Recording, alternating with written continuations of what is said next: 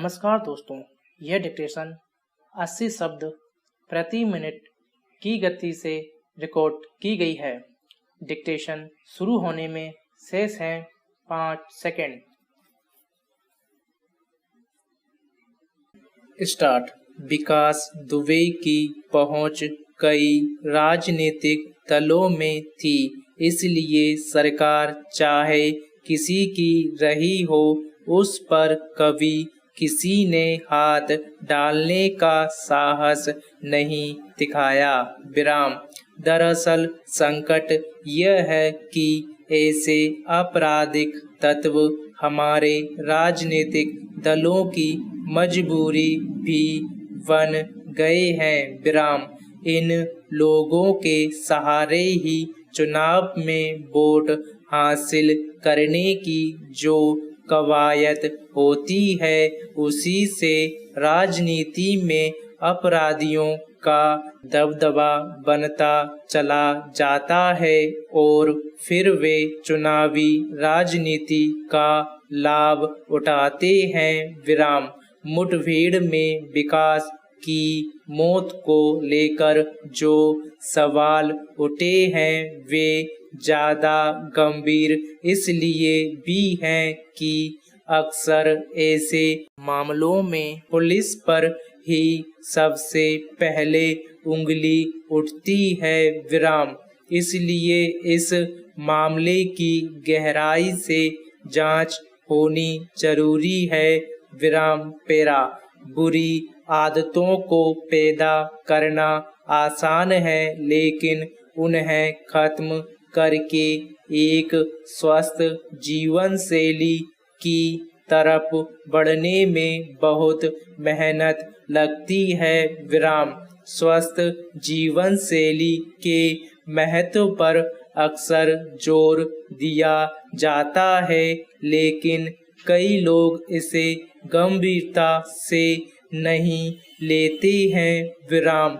यहाँ तक कि जो लोग इसे अपने जीवन जीने में सुधार करने के लिए पालन करने की योजना बनाते हैं, उनकी संख्या अक्सर कम ही होती है, क्योंकि ऐसा करने में बहुत दृढ़ संकल्प लगता है। विराम। कोशिश करें एक समय में एक काम करने की बजाय एक साथ कई कदम उठाने की। विराम। इससे आपको अपनी निश्चित समय की अवधि में अपना लक्ष्य प्राप्त करने में मदद मिलेगी। विराम।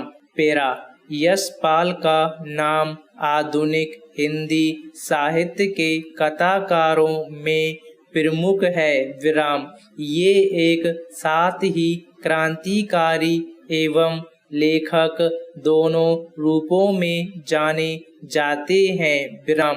प्रेमचंद्र के बाद हिंदी के सुप्रसिद्ध प्रगतिशील कथाकारों में इनका नाम लिया जाता है। विराम। अपने विद्यार्थी जीवन से ही यशपाल क्रांतिकारी आंदोलन से जुड़े। इसके परिणाम स्वरूप लंबी फरारी और जेल में व्यतीत करना पड़ा। विराम।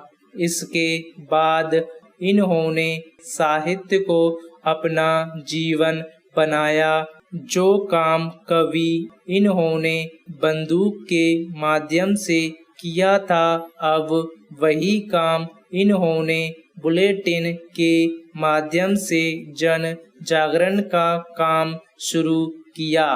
विराम। यशपाल को साहित्य एवं शिक्षा के क्षेत्र में भारत सरकार द्वारा सन 1970 में पद्म भूषण से सम्मानित किया गया था। विराम।